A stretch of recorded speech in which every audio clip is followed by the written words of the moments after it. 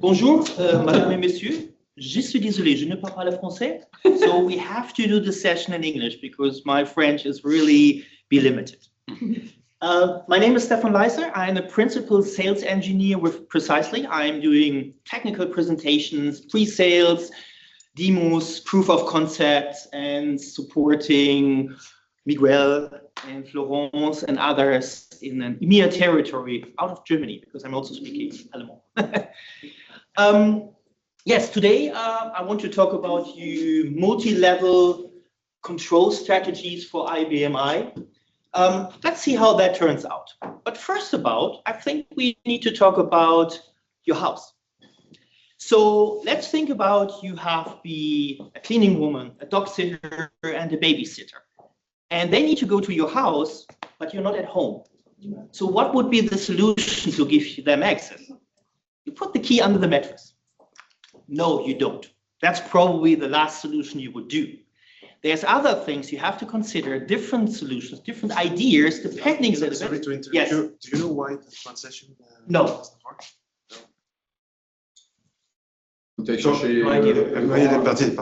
Okay, let's continue.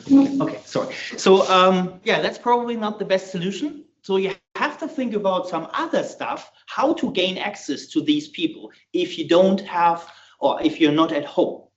So first thing is you have to consider about, well, maybe some of the people that accessing your house should not have the general key and go inside the house and doing everything. I mean, the cleaning woman probably, yes, they need to clean quite everything.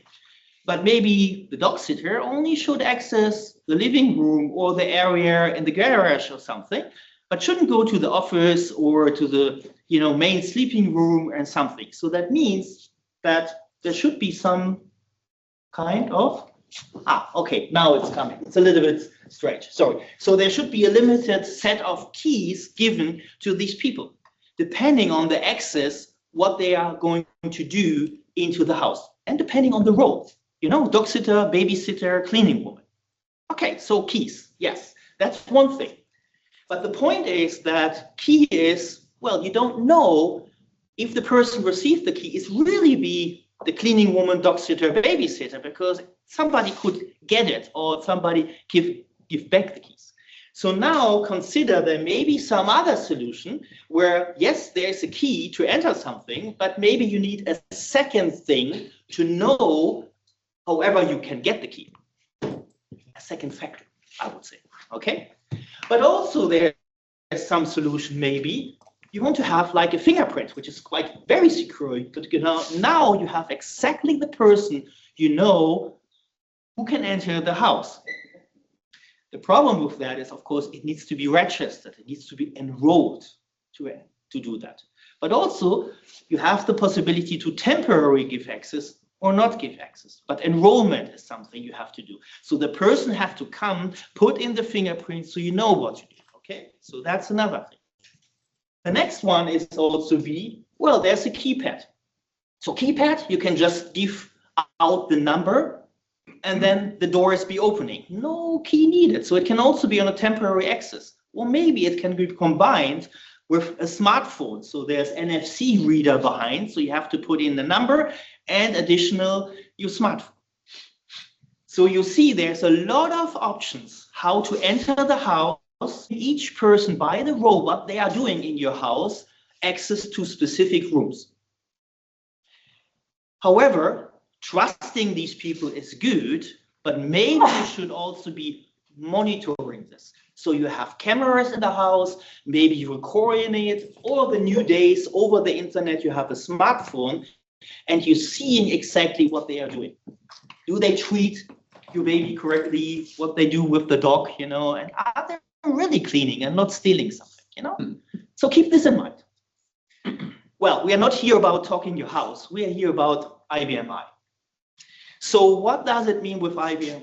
Well, you need to think about, for system I access, keeping unauthorized users out of the system, maintaining a kind of a tight control, what they are authorized to do, and then when they logged in, of course, to monitor them.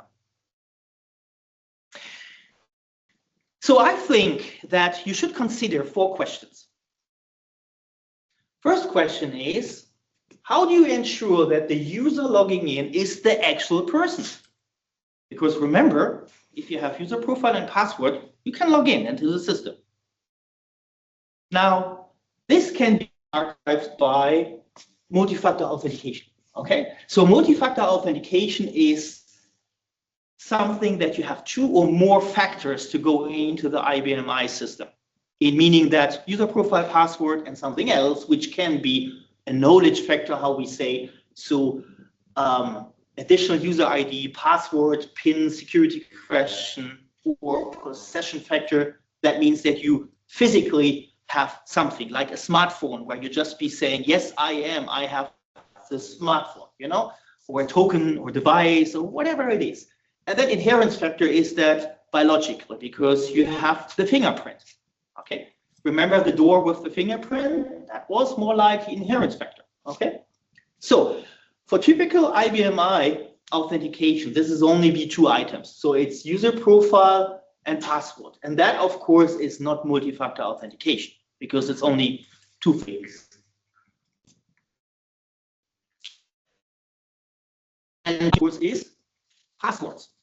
Yes, you can make passwords very complex on the IBM 120 characters. You have exit programs for password. You have a lot of security settings to make the password very complex. What happens?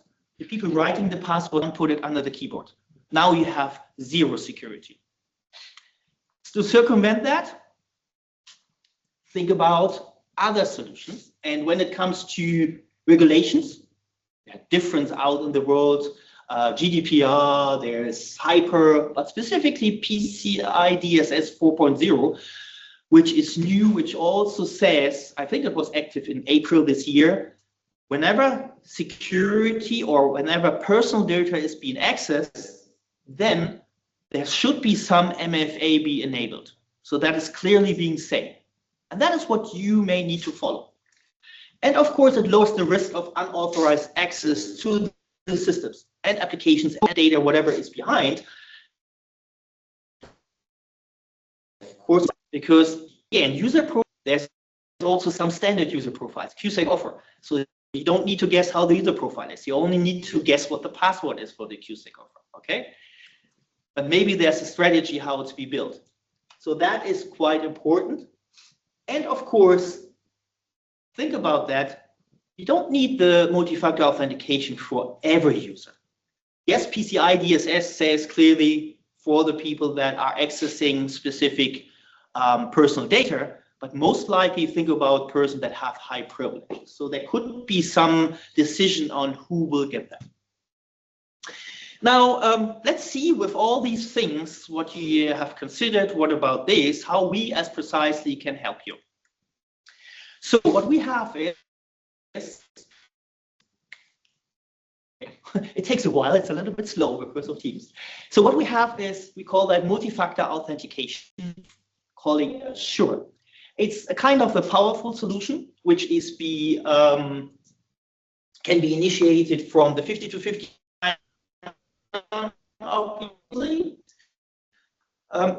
or in batch.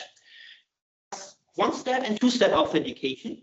1 step is a little dependent on if you have to token, whatever it's be generated before you sign in, or if it's be sent to the end user after you sign in. Okay, so it depends a little bit on the technology, but we have both of this, what we can offer. Additional to the 50 to 51, we can of course also protect the most common interfaces like FTP, ODBC, GDBC, SSH, net server, IFS, malware, protection. Technically, anything that is on top goodies, we can say, you know, a solution for re-enablement of or self-service password changes. Some customers that purchased the solution found that very useful. I even have a customer in the Nordics that purchased the solution just because of this. It's a very simple thing, because after August vacation, people calling the administrators and saying, hey, I forgot my password. Can you just change that? You know, and they are taking a lot of hours to do this. So it's a small thing, which is can help you to don't waste any time of this additional that solution will bring. There's also another function is that is principal. So that means that the originator who is doing some task authentication, it will be somebody else. So it's a kind of authenticate, or more likely to say 4 eyes principle, 6 eyes principle by a supervisor who says, yes, I'm allowed whatever you want to do now. Changes inside an application, whatever it is. It could be also sign in, but usually that's not what you want to do. So you can combine with any task inside the IBM. So what we have is also, we have powerful rules that be deciding in which circumstances and which situations someone is be challenged and how is be challenged. Yeah? So that means it's not like yes or no, it's more likely depending on multiple things.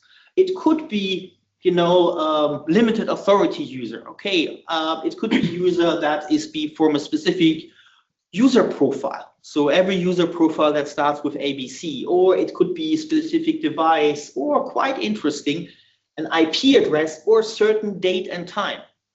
So IP address, for example, means, okay, we see that as an IP address, he's coming from outside with VPN.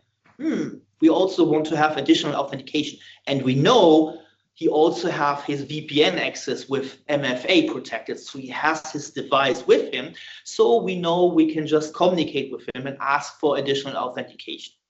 Or we can do that for a certain date and time. So from Monday to Friday, 8 to 5, we don't do that. But if this person is be outside of business hours, well, we want to ensure why he's signing in 3 in the morning on Sunday. Strange.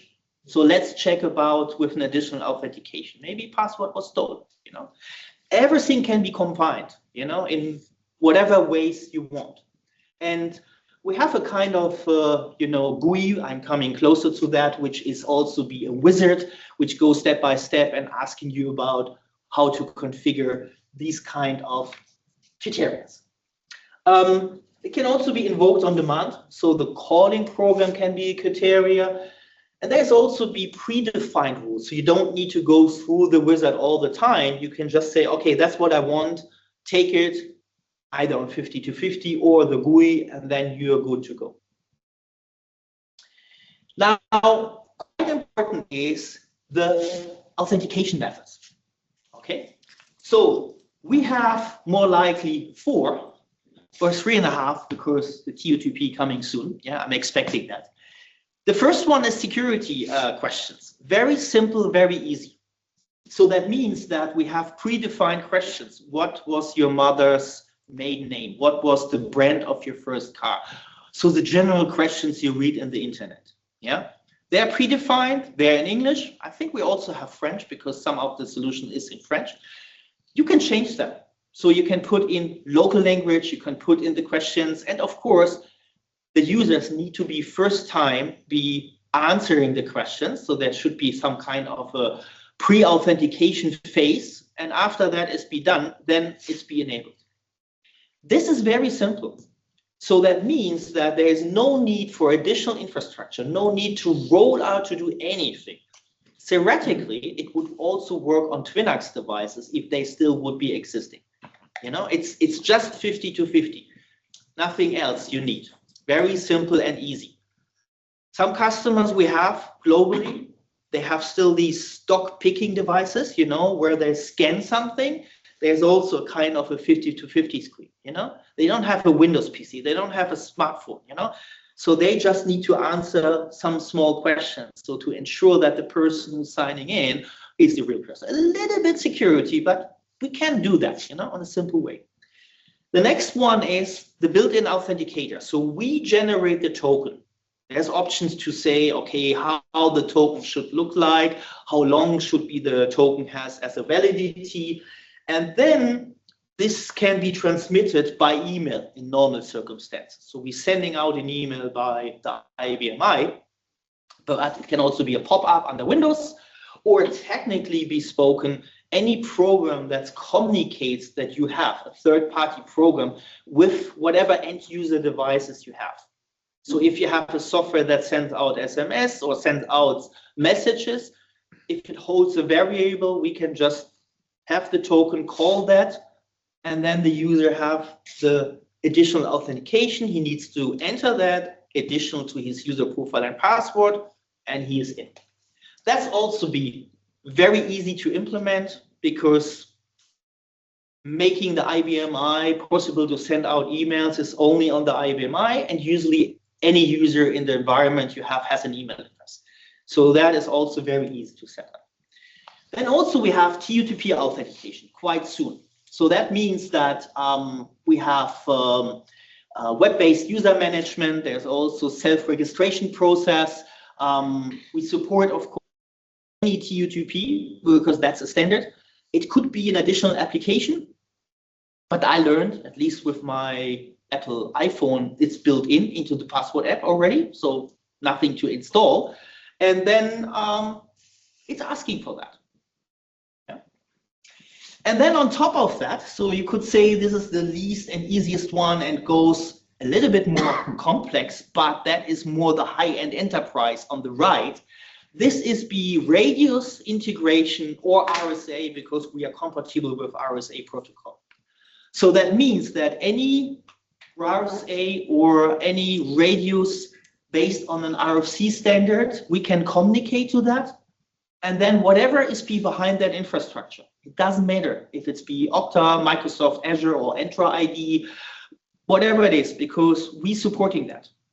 Yeah, because we only see the radius or RSA server, and we just be, expecting that whatever the user enters will just be sent to the RSA or the radius, and then we get the answer, yes, that's correct, or it's not be correct. And then we're doing our action on the IBM. Very simple. Now, I know that IBM operating system 7.6 has that integrated. I think it's worth to talk a little bit about this to make a comparison, because everybody is talking about it. It's great that IBM is doing it. I like that. Now they have seen, or IBM has seen, there is a demand for that based on regulations, based on customer request. And of course, then they have to integrate that. It took a while, because the interesting thing is that we're doing that for years. I don't know how long, but definitely close to 10 years we have that in our solution. Based Silasoft, maybe you remember the name, because that's what Azure Security is, the new name. And we have been asked by a bank in Switzerland, do you have something? No, so we developed that. So we do that based on customers' requests. So we know what the customer wants and doing that. And by the years, it is be involved. So we have put in a lot of involvement and enhancements into that. So we know what the customers want and put that in. So that means that we also have the point that we can just be complementary to the IBM ones, because the IBM solution has some gaps. It is nice what it's be doing, but it's maybe not be fulfilling your request. And of course, we can combine these. So if you look onto the next slide, okay. So what we do is we are more likely user-friendly authentication. So that means that, remember, the IBM solution is only TU2P. It's a standard, but with TU2P, you need to register. You need to have the users to have a smartphone. If they don't have a smartphone, if you say, that's a kind of a process, it may work for 10 people, but if you have hundreds or thousands, which we have customers, 3,000 MFA users, that's a high effort to do. So we can do that with multiple authentication methods. You have seen the screen before, very easy, even with security questions, or we can just be going within a radius server. Then we have a centralized management. So that means that it's no need to use the user profile in the IBM I to enable and disable. We have a centralized management where we just have all the user profiles and all the things that we need for the communicating. So how the radio server is be connecting, and also the email addresses, for example.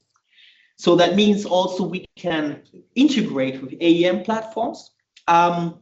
We're also working on additional things, not only based on the radius protocol.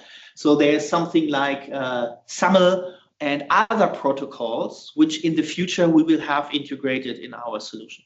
So that means that something like you click on a web interface, and then in behind on the web GUI, there will be a kind of an authentication, and then it goes through up to the IBM I without really be using the radius itself. That's future, but you see we're working on that. And then, of course, the incremental MFA definitions. With IBM I, it's either enabled or disabled. So you have to set that in the user profile. But with our solution, as you have seen before, it can be based on time and date. It can be based on different criteria. We also have, when we build rules, we can disable or enable rules. So that means that we can say, okay, today we have only specific people which we challenge, but from tomorrow, we're just enabling another group of people with maybe radius, but today it's email, or we're changing that, you know? If, for example, the radio server is not reachable, well, then we can switch to simple email. So we have a kind of a fallback, you could say, you know? With IBM I, that's not possible. You know, it's just either yes or no. It's only TU2P. So it is a little bit limited. It's restricted. So that is something to consider as well.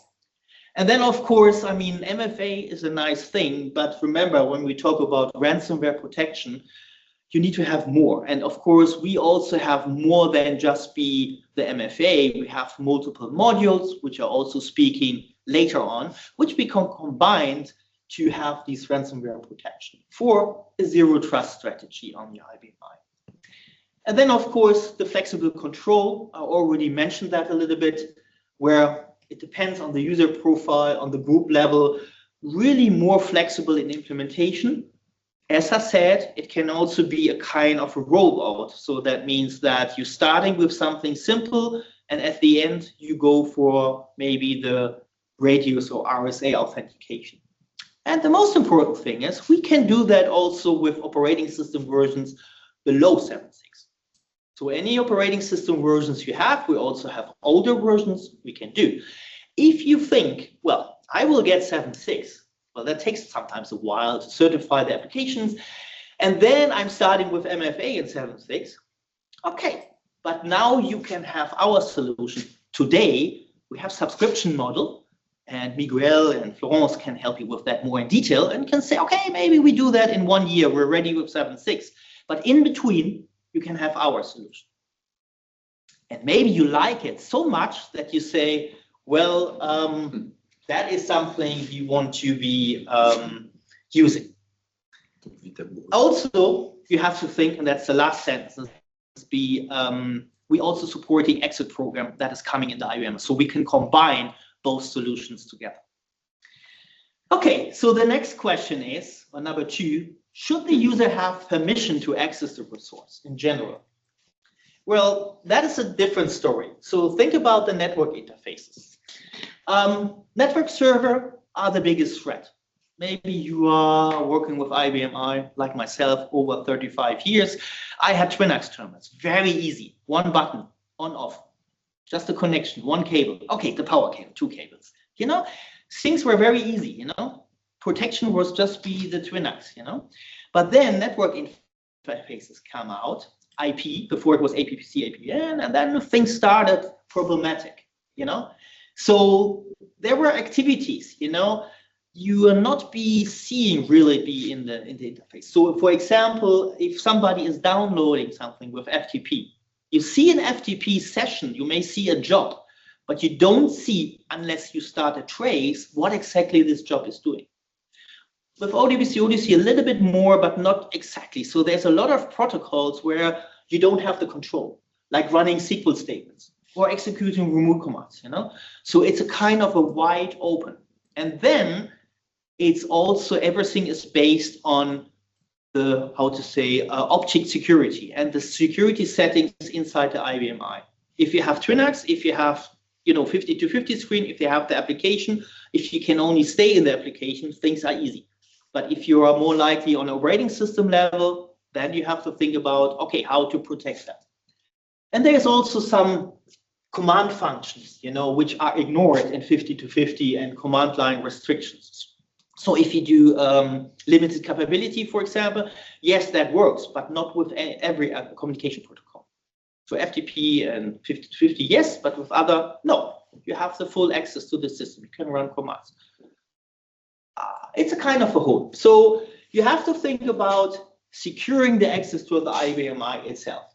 So there's exit programs, which are proprietary, or let me say, the problematic is what I already said, that the connection to the internet, connection to other systems and users are now be more likely open source protocols.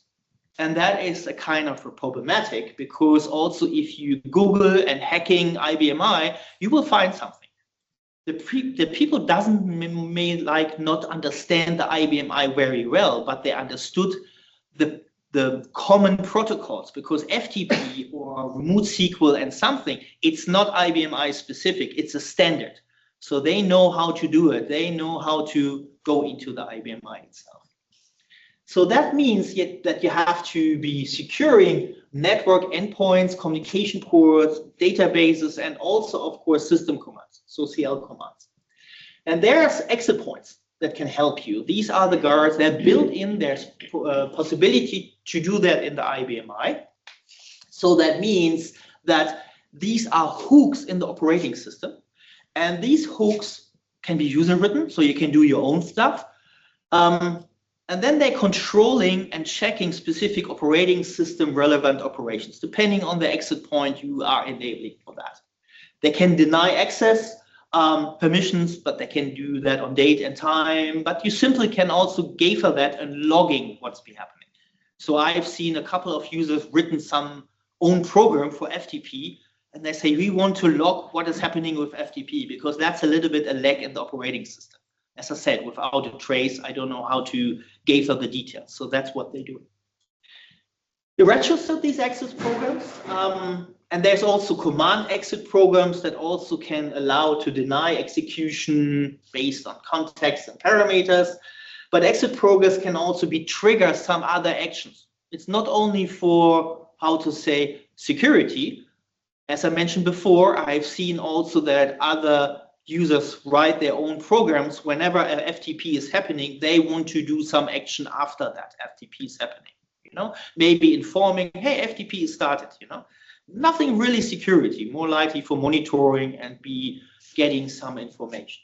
So sending alerts on something, you know, so that can be used as well.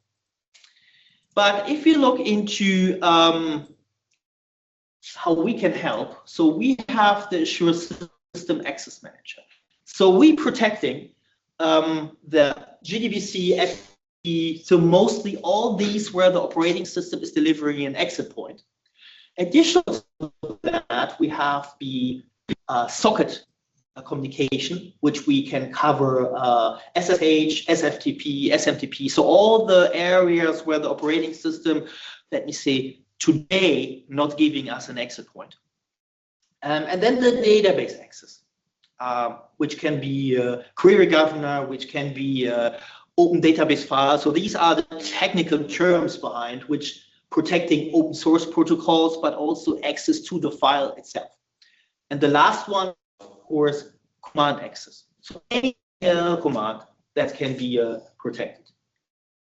We have a graphical interface with this. Of course, 50-50, we're also doing, I mean, most people, most customers go on 50-50 with this, because if you know IBM I, you like that. But additionally, we also have some graphical interface where we can do and have on the view, seeing what is happening, which user is accessing on which protocol.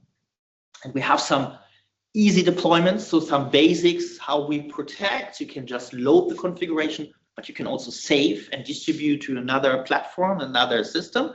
So whatever you configure, it can be distributed. And everything is based on rules where we control the access. So that means that date and time, it can be IP address and so on. For example, like FTP. So we say, okay, FTP is allowed for a specific user or a system, but if that happens on the weekend, no, we're blocking it because that's strange. And maybe we do an action and informing with an email the manager out of that, because that's a little bit strange happening. There's, of course, a simulation mode. That means it's a kind of a learning mode. We are not blocking, we're learning everything. We simulate that. We're saying, okay, that is not allowed, because normally it's based on a zero trust model, meaning in the beginning, when the product is installed, everything is blocked. And you need to go there and allow the users step by step what they should do. If you already know that, or maybe you have that on file, we can also load the configuration. There are some possibilities.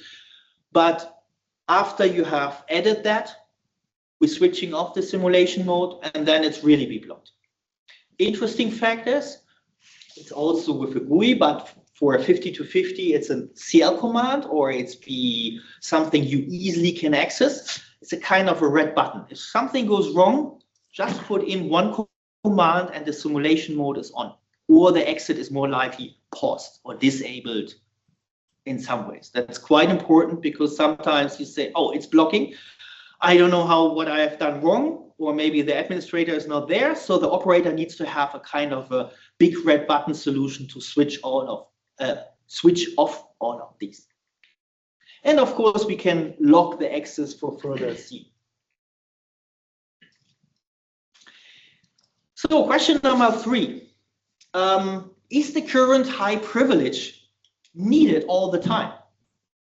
So in meaning, for example, the person that is entering your house and cleaning, is it be all the time, or maybe it's only once that he's allowed or she is allowed to clean the office, and the other time maybe she's not doing it because you have secret papers on the table, you know?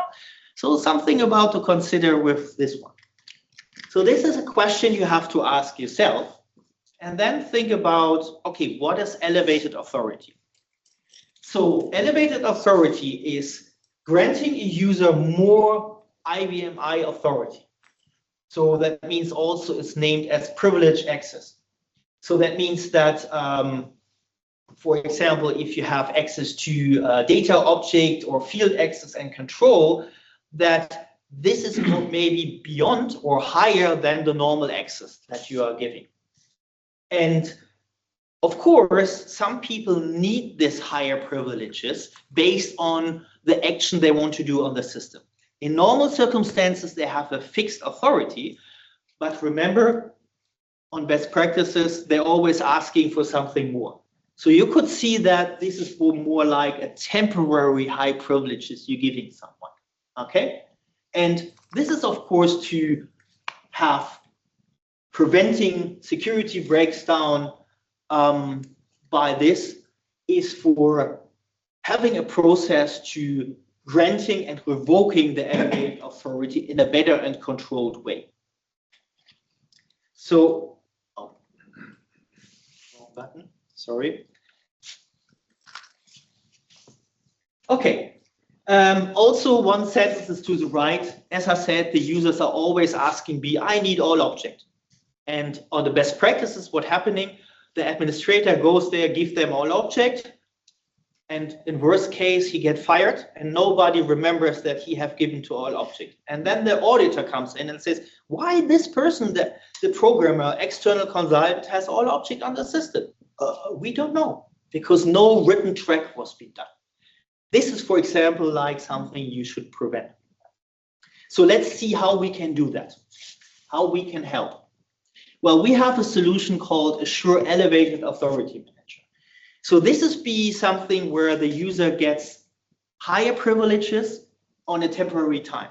So meaning that the administrators either manually grant the access by getting a request, or it's automatically be defined by rules where you say, okay, that's the normal user profile.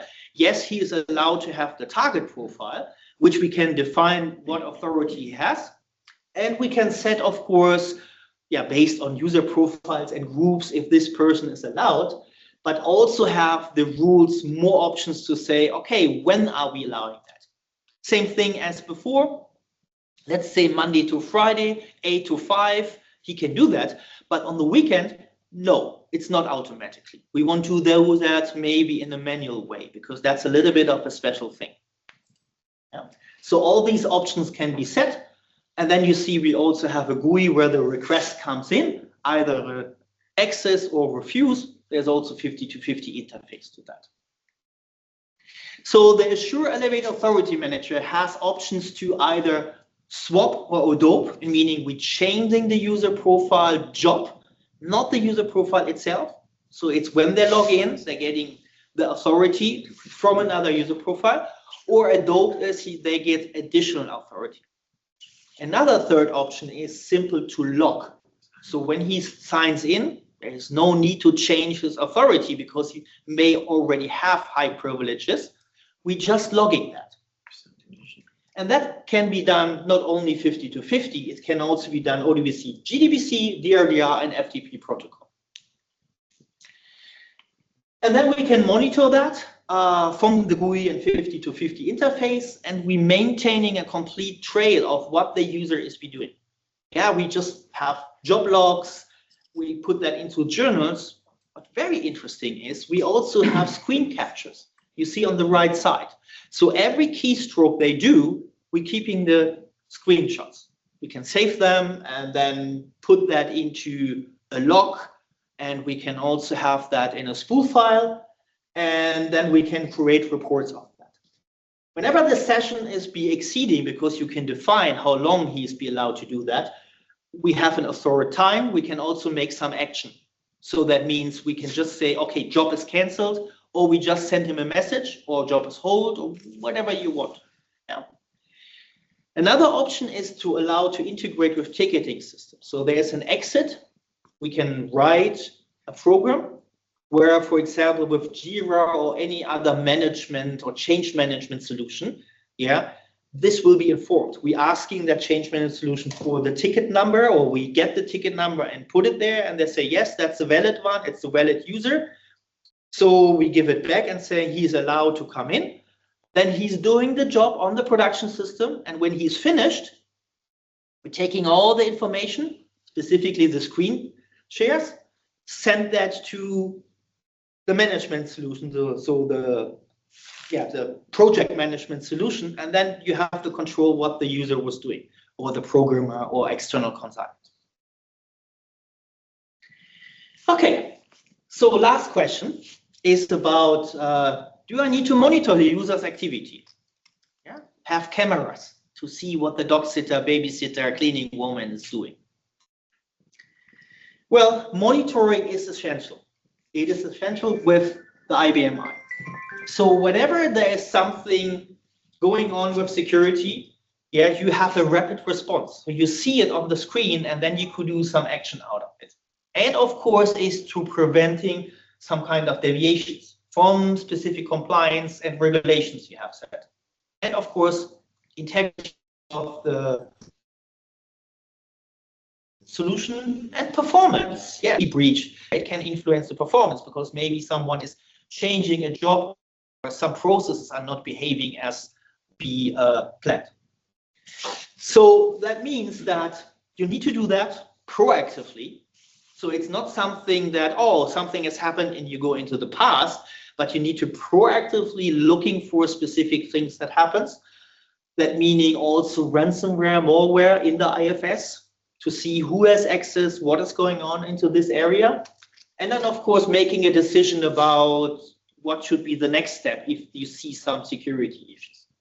And of course, there are regulations out there, no doubt, which also clearly say, PCI DSS, GDPR, and others based on whatever territory you have the system. Now, technically spoken, there is a lot of options in the IBM I to do this. And there's, of course, system audit journal, obviously. So created journal. There's database applications. So any database, DB2 can be journaled. And if you enable both images, you see what the value was before and after. And then you clearly see who and when and what has been changed. So the technology is built in the operating system. There's other IBM journals. Obviously, most likely, there's also history and message queues, queues is open, which also have some relevant security options. Turn them on. You have a lot of things where you can see, but of course, you need to find the information in there. And this is where we come into the game. So let's see how we can help if you're doing and turning on the monitoring. So we have the Assure Monitor and Reporting module, which means that we can just be looking into the security and compliance events. We generating alerts, emails, syslog, and so on. And we have just be something out of the box things. So we have for specific ERP and other applications like GDPR, we have predefined how we say queries. So we know which data we need to ask and in which format there needs to be as an output. And this query, this is be done by a query engine. So that means we looking into the details of all the areas where you can enable the logging in the IBM, mostly the created journal, as I mentioned, but also database journals and others, and taking out the needle from the haystack to find out the security information and building up then a report, which are be easy to read, which can be continuously be running on schedule or on demand. You're just clicking and then having this. We have multiple report formats, most likely PDF, Excel, CSV, physical files, but also we have stream files. So that means we can take the data and send out with email, FTP, or store them in the IFS. Also, online help guides. We have a graphical interface, which is browser-based for this module.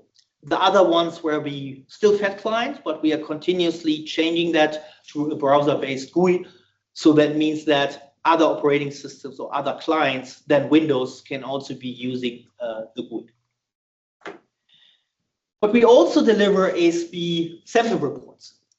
So that means that it's out of the box. You just install it, enable it with a license key, obviously. And then you have all the reports that are based on best practices. So that means any attempt to sign in into a specific account. So in meaning failed sign in, yeah?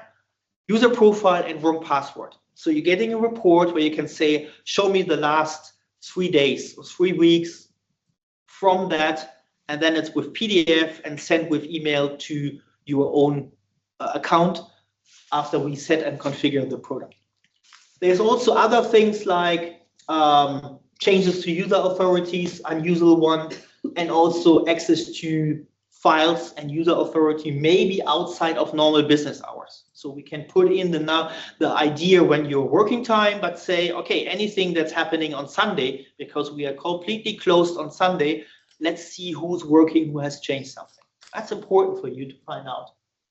Also command line activity, of course. You know, who uses, whenever somebody's using all objects or have sec RDM, we need to understand what this person is be doing. Any attempt to modify, override, delete sensitive database files, that's the important one. So I mentioned about that if the files are be journals with both images, you see who and when has been changed. And you can filter out that was not the normal application. That was someone with Start SQL or Update Data or with any other tool outside of the business hours, outside of the application. Because we can read that out, we can see the program who has changed that. Yeah, very important to monitor. And then system values, user profiles. If someone has given to a user profile all object or sec RDM, you want to know that. Who has done that? When? Which user profile has given them that? That is all with the reports that can be put out. Now we have seen the camera system, and we have seen the lady that is be monitoring that, maybe with a kind of a security company. Well, some similar thing exists in the IBMI or the IT world, that is SIEM, Security Information and Event Management Solution. In meaning that we take the data, we're taking whatever happens on the IBMI and forward that to a solution that you may already have implemented. Maybe you have Corridor, Logpoint, or Logarithm, McAfee, or maybe Splunk or something, and you want to have this information in there from the IBMI, additional to maybe Windows and Linux servers you're already collecting.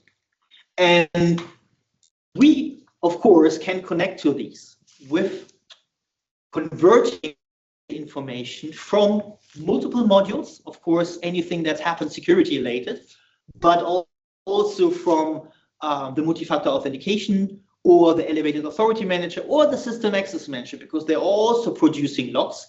Remember FTP, you have all the details, who downloaded what kind of software from which IP address, you may want to know that.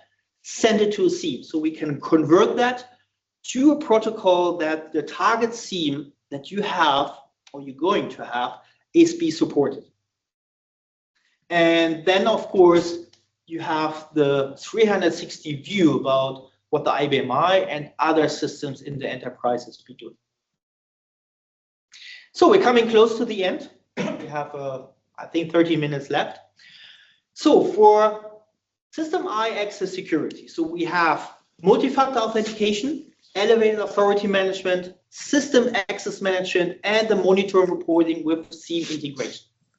Well, that's not all. I mean, we also have other modules, you see. In the area of access control, we spoke about all of these. We have Assure compliance and monitoring.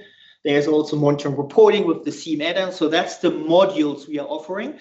Each module have a license key, so you don't need to buy the full package.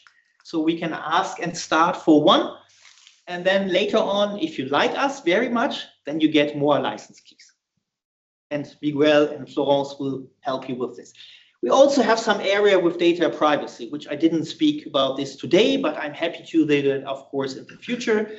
So we can do encryption and we can do secure file transfer. So SSH-like file transfer, controlling that and checking that, and even doing some encryption with the PGP add-on. Okay, so we are close to questions and answers. Feel free to talk to in French with Miguel.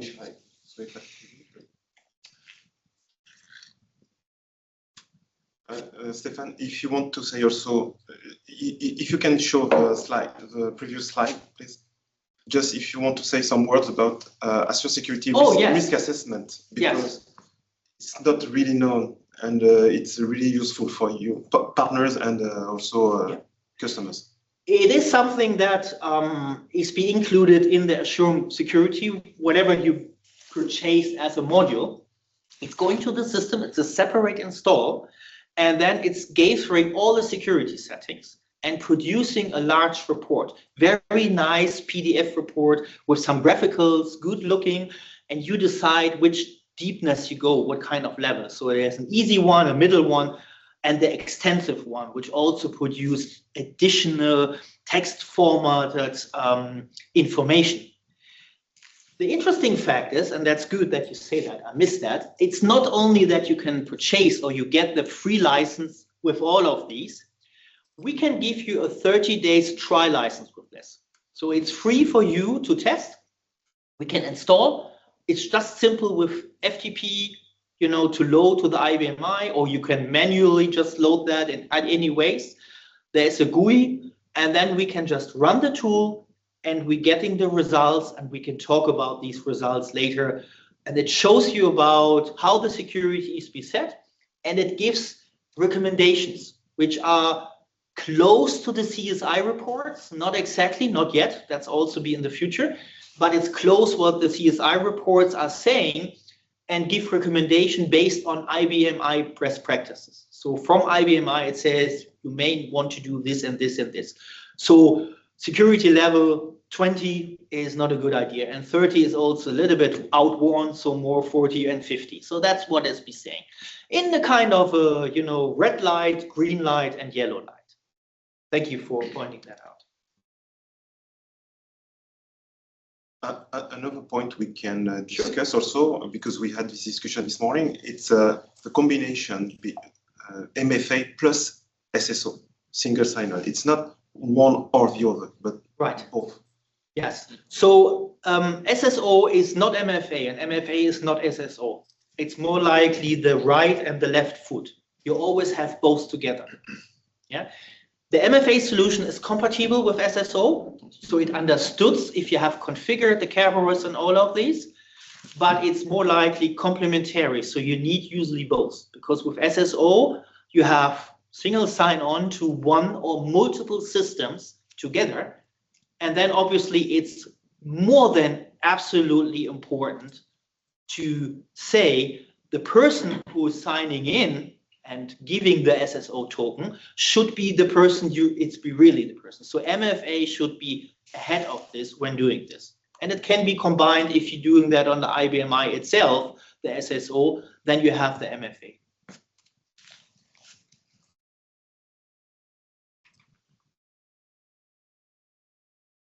Des questions? Autrement, nous avons un petit stand, tout petit plot. Venez nous voir, et enfin, dans le temps qui nous reste aujourd'hui, mais voilà, soyez libres de venir nous voir, et autrement, on prendra les coordonnées de chacun et on fera une petite démo, une petite présentation. Voilà, c'est Stéphane, bien sûr, en priorité, autrement certains partenaires, mais pour ceux qui veulent vraiment en français, et voilà, on peut vous accompagner. Ok. Merci. Thank you. Okay. Thank you. Merci.